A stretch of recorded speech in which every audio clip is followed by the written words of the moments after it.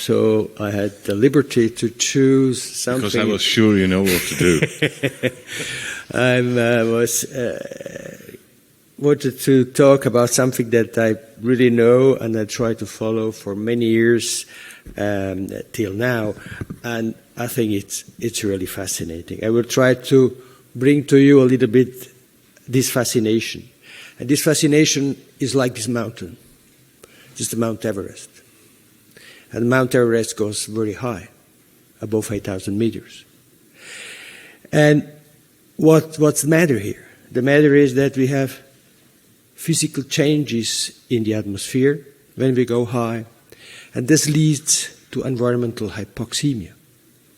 You see that there are several cities, and people can live up to 4,000, 4,500 meters, but it's hard to find in the world population that are living above 4,500 meters.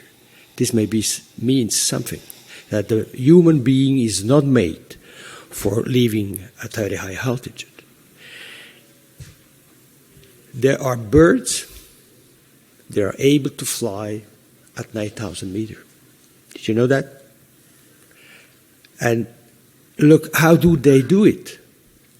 To be able to fly at that altitude is something which is really fascinating. And I'm looking at the best studied bird is this bar-headed goose that lives in China and flies in the jet stream above the Mount Everest.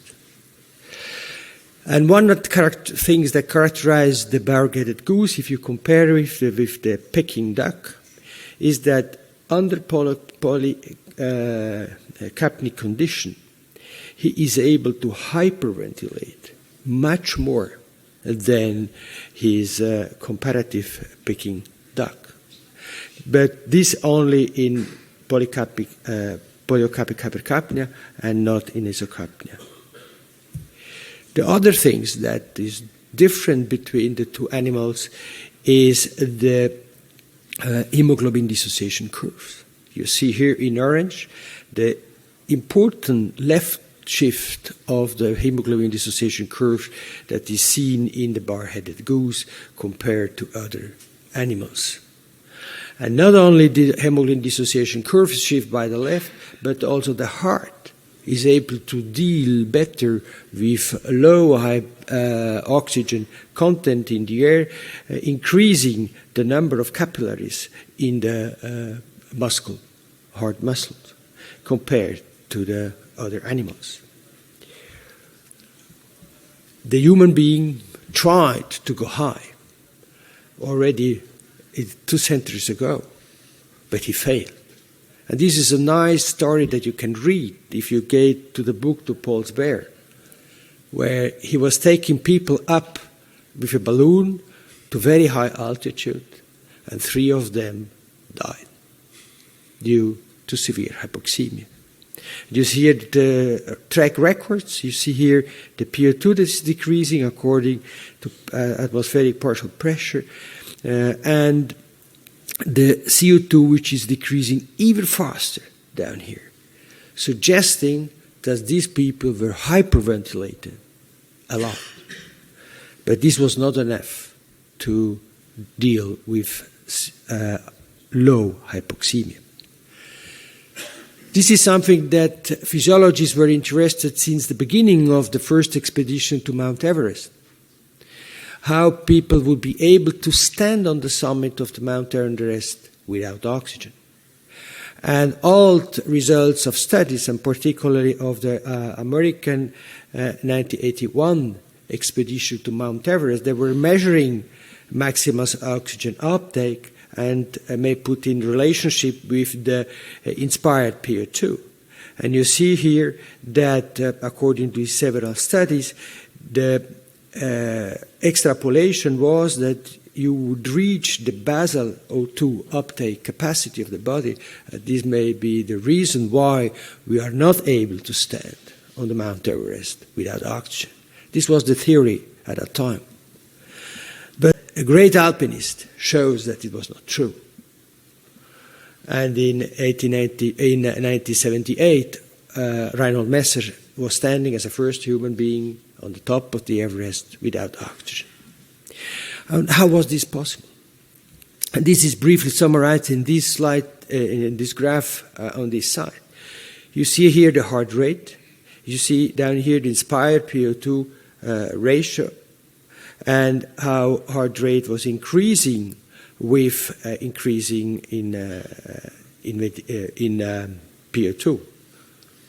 And if you look at the very low inspired PO2 ratio, the hyperventilation, the respiratory frequency was increasing. It's increasing at that point that the ventilation started to collapse because we were not able to cope with enough tidal volume due to the high frequency. A little bit later, on the American expedition to Everest, they were able to bring up Christopher Pitzel to the top of the Mount Everest, who collected air samples, exhaled air sample of his lungs, that allowed to do the first measurements of PCO2, alveolar PCO2 and alveolar PO2 in this human being. And John West found that the alveolar PCO2 in these three subjects arriving to the top of the Everest without oxygen and exhaling their air was really extremely low, 7.5 on average. And he calculated back that would correspond to a PO2, alveolar PO2 level of 35 millimeters of mercury.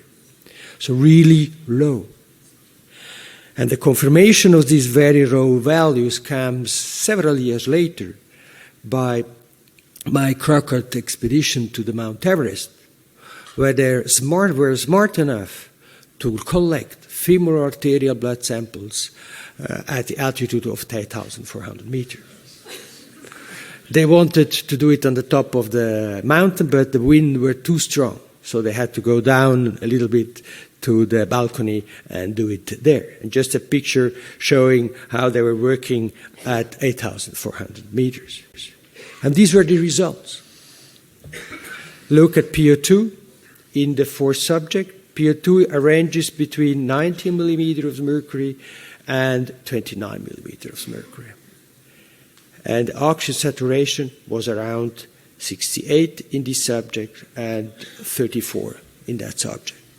So really extreme low values.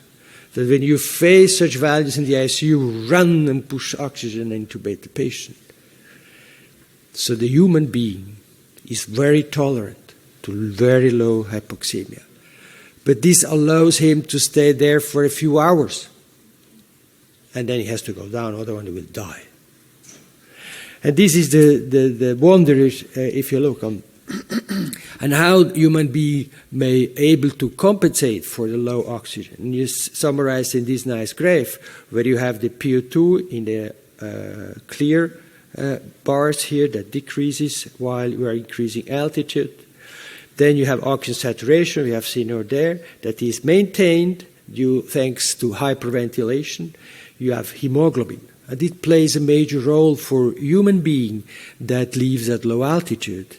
And hemoglobin was increasing due to acclimatization up to the altitude of 6,400 meters. After that altitude, because of deterioration, mountaineers have to climb very fast. And that does not allow to compensate for hemoglobin.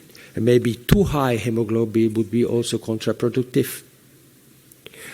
So the oxygen carrying capacity or the oxygen content of arterial blood could be increased up to 6,400 meters, but it decreased afterwards. This may be an explanation why human beings are able only to live up to close to 5,000 meters. How does this look in other mammals living at high altitude? And I will spend my time a little bit now on the comparison between the human being and these animals, vicuñas and llama, living in the Altiplano Andino around 4,000, 5,000 meters. you see that these high-altitude resident animals were able, or genetically, increase the affinity of the hemoglobin to cap oxygen, as is shown by a left shift of this respiratory dissociation curve. The human being, they are not able to increase or change the affinity of his hemoglobin, but they can only increase their affinity and shift the left increasing hemoglobin levels, as has been shown before. And this is the big difference that make us not able to deal with those high altitudes. Why it is interesting and worthwhile to shift the oxygen dissociation curve to the left side, I try to show in this slide. You have here in moderate hypoxia around the PO2 of 80 millimeters of mercury in animals with a dissociation curve which is strongly shifted to the left, and you here in animals we have a dissociation curve which is on the right side. The human being, if you want, this is the human being and this is the llama. The arterial oxygen content is here at this stage. You see the arterial oxygen content on here, and here I have PO2, and it decreases across the body. This is mixed venous oxygen saturation. The slope of this relationship is the blood oxygen capacitance coefficient, that it's important to know about the capacity of the body to deliver oxygen to the tissue. And did you see that in moderate hypoxia, the increase in shift, the shifting to the left side of the oxygen dissociation curve was associated with a significant improvement of oxygen content and a better oxygen extraction. And the slope was changing. So this slope, a steep slope, is more convenient for human being not able to left shift his oxygen dissociation curve. And this becomes more evident and more apparent in severe hypoxemia, where the people with, or the animals that are able to shift or they have another dissociation or decrease affinity of hemoglobin to oxygen is important to shift to have higher levels of oxygen content. So this is the big advantage, having hemoglobin that allows a left shift of the curve, as it is the case in the fetus of the human being. Interestingly, this is also a mechanism that may be related to genetic and epigenetic changes across the same species. And there are nice studies looking at P50 in relationship to altitude in these North American mice that lives at several different altitudes.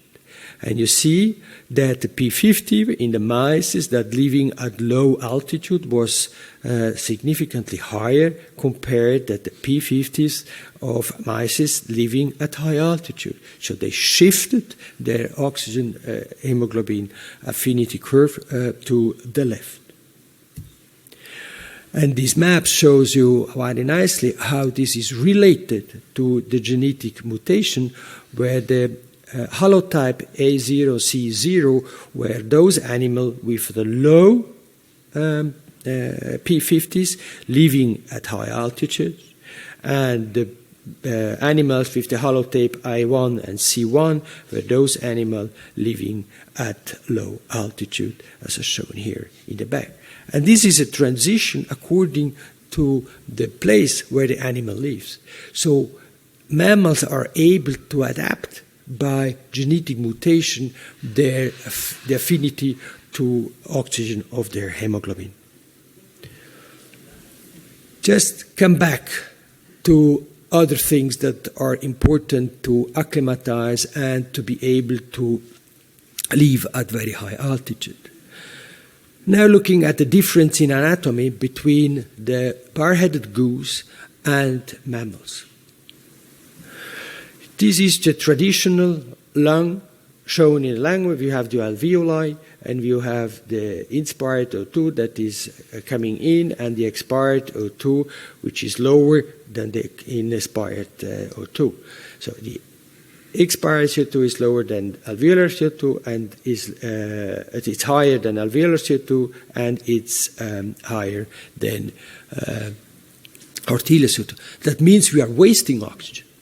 So we exhalate more oxygen than we have in our alveoli. So it's an inefficient system. Look how the bar-headed goose does it. You have here the PiO2, the inspired PiO2.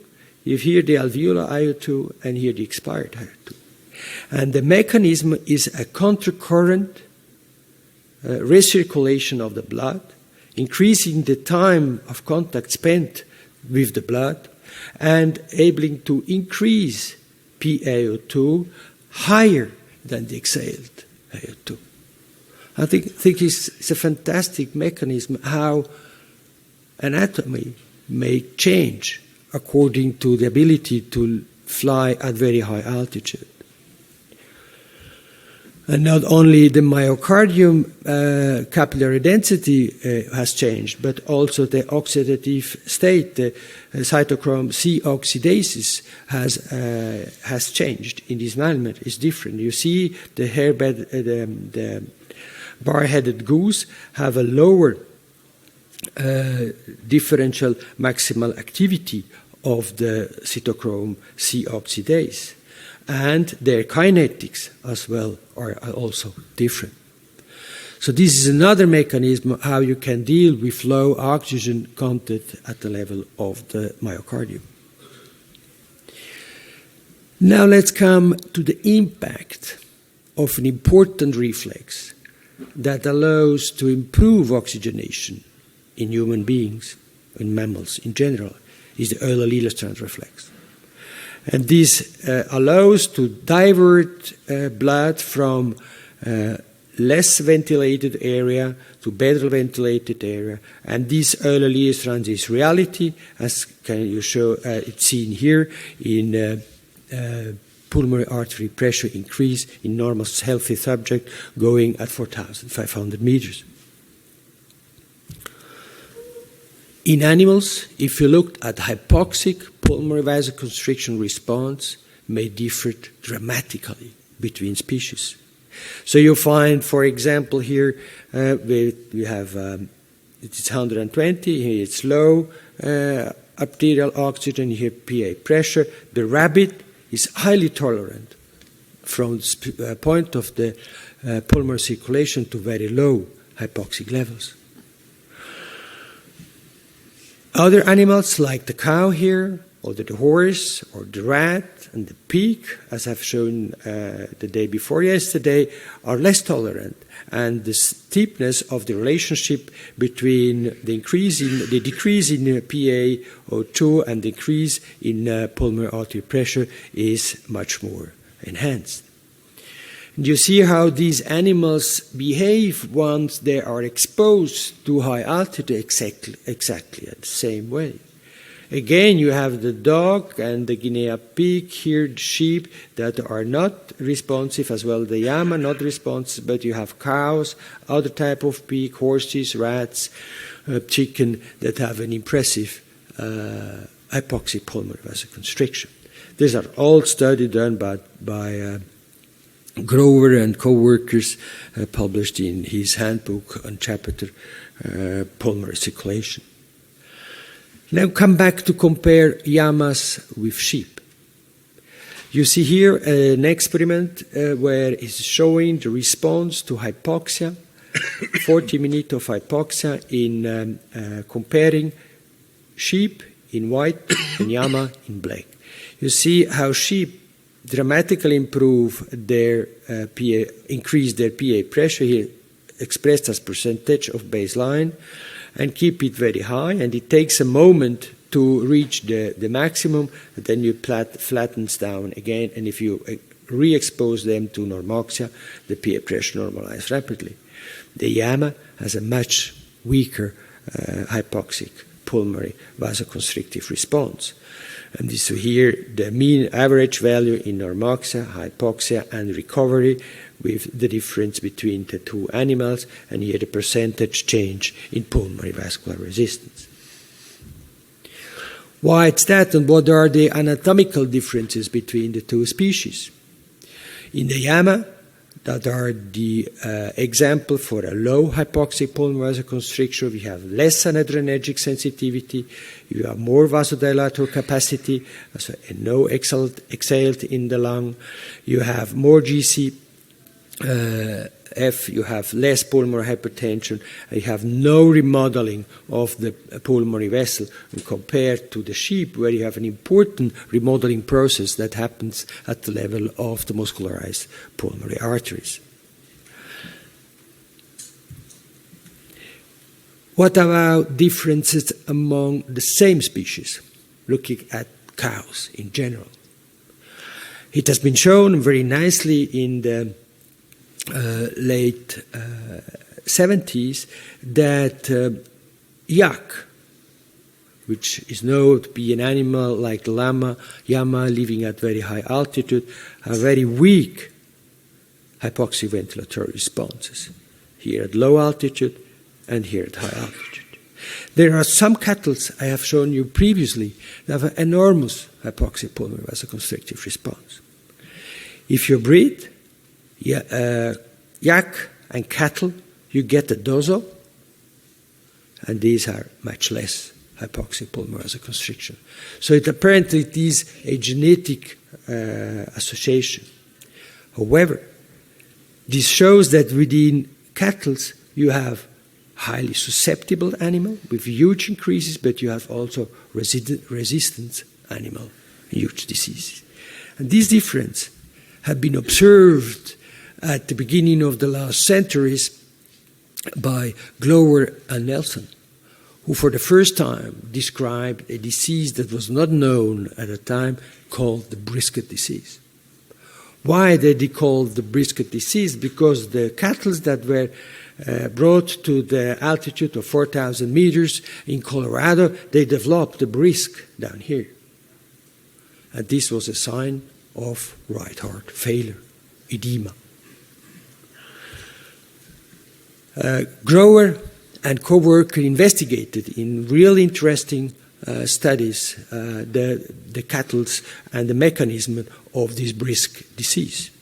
And you see here the difference between cattle that were exposed for 8 weeks at high altitude, resistant to developing the cattle disease, and here the cattle there developed pulmonary hypertension and the brisk disease. Interestingly, this huge pulmonary hypertension, and as has been shown for the first time here in this animal, is responsive to oxygen. So it's despite the fact that you have remodeling the pulmonary arterioles, if you give oxygen to those animals exposed for 8 weeks at high altitude, PA pressure goes down, as shown in these individual examples of different animals. Interestingly, those who die from the brisket disease developed right heart failure. As is shown here anatomically in this huge heart of the bull with this huge right ventricle here, you see that the right ventricular weight in relation to the tissue was increasing at high altitude, that you have a dilatation of the pulmonary artery while you were susceptible to brisk disease, and this, again, the dilatation with the right ventricle and left ventricle was significantly different between the two, telling that the right ventricle is suffering from this increased afterload. And this is a common problem that veterinaries in the US have to sort out when the cattle go to altitude. And they cannot identify them at low altitude, whether they're at risk or not. So when they bring the cattle at altitude, they catheterize the cattle with a Swan-Ganz catheter, bring into the pulmonary artery, measure pulmonary pressure, and bring it up again. It takes 5 minutes to do these measurements. And one cattle after the other is selected whether it can stay at altitude or not. You see, this is an important mechanism that may lead to economic burden. Do we observe the same things in human beings? Yes. In the 60s, infantile subacute mountain sickness disease has been described. And those were Han children that were brought to Tibet, to Lhasa, and developed within the first year of life there right heart failure and died. On the autopsies, they could find that the hearts of the children that died compared to control were much heavier. The left ventricular compared to the body weight was not that different, but the ratio between the right ventricle and the left ventricle was significantly higher in patients with this subacute infantile mountain sickness. If you look at differences between Tibetans that do not develop this type of disease and the Han children, you see that Tibetans do not have a muscularization of smooth muscle arteries here, but the hand, as a reaction to the enhanced hypoxia, develop this strong increase in the thickness of the media. But interestingly, this is not a disease that we can call pulmonary hypertension of the arterial type, because you do not find intimal proliferation, do not find plexiform lesion, do not find signs of inflammation. Is this something that is confined to children? No. After this first description, Chinese starting to describe adults that were showing the same problem, that were appearing because of dyspnea, signs of right ventricular dysfunction, and hepatomegaly and ascites. And the radiology was where showing the dilatation of the pulmonary arteries and the right heart. Echocardiography led to make the screening and the diagnosis of the disease, where it confirmed this right ventricular failure, and invasive measurements show that there is a right atrial pressure which was low, and the PA pressure which was on average between 57 and here 26 millimeter of mercury in this subject. But the wedge pressure was completely normal, telling that the left ventricle was not affected by this disease.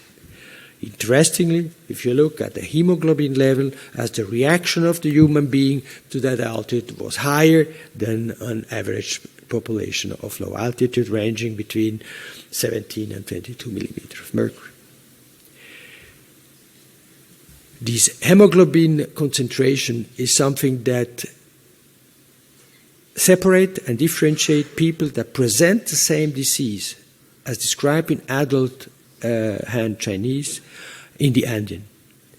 And this disease in the Andean is called chronic mountain sickness of the Andes. And this characterized despite the symptoms which are unspecific by excessive erythrocytosis, low arterial oxygen saturation, and pulmonary hypertension at the end stage. These are the mechanisms of chronic mountain sickness, where at the beginning there is a loss of ventilatory acclimatization during the years in these patients that lead to hypoxemia, that leads to excessive erythrocytosis and pulmonary hypertension, and at the end, right heart failure. You see here studies investigating the sensitivity to CO2. You see the patient that are have chronic mountain sickness are less sensitive, have low central CO2 sensitivity compared to sea level and high altitude highlanders without the disease itself. You see here the relationship between SiO2 and pulmonary artery pressure in men who do not develop the disease, and here those who do develop the disease. If you compare then hemoglobin level of people that live in the Andean, that live in the Himalaya, here in green, to the low altitude, a non-sick person, you see here that it's an increase, those with the disease, and in the Andean, this excessive polycythemia that brings up hematocrit level to 80%, are very characteristic and may impair rheology of the blood in the pulmonary circulation in addition. Again, it's very interesting, as in the cattle, this phenomenon is 100% reversible. So people with this chronic mountain sickness, they were brought down to Lima. Within weeks, they decrease their pulmonary artery pressure and the disease disappears. But if they go back, it comes back. And the mechanism in different human beings with different behavior in hypoxic pulmonary vasoconstriction is related to nitric oxide production, as this has been shown in this Nature paper by Cynthia Bell, comparing the exhaled nitric oxide of Tibetans, Bolivian Aymara, and low altitude. The same has been shown for endothelin-1 plasma levels, or in patients with high altitude pulmonary tension significantly higher, as well as the polymorphism 3A, 4A was significantly more present in the high altitude dwellers and led to the increased endothelin levels. And Chinese were publishing this raw curve looking how may we detect high altitude illness or the high altitude pulmonary hypertension in subject, and markers for these were BMP, the most sensitive, and VGF, one with the biggest area around the curve. In summary, what I have to shown you, that animals going to altitude may differ significantly according to two things. First of all, they're able to hyperventilate more than human beings, that their lung is made anatomically different to be more efficient extracting oxygen to the body. They have more capillaries in the mitochondria. They adapt their metabolism in their mitochondria. And the hypoxic pulmonary vasoconstriction is a driving factor and a hallmark for disease condition at high altitude. This has been observed in animals. Brisket disease is the nice example for that, and in human with high altitude heart disease or chronic mountain sickness. Thank you very much for your attention.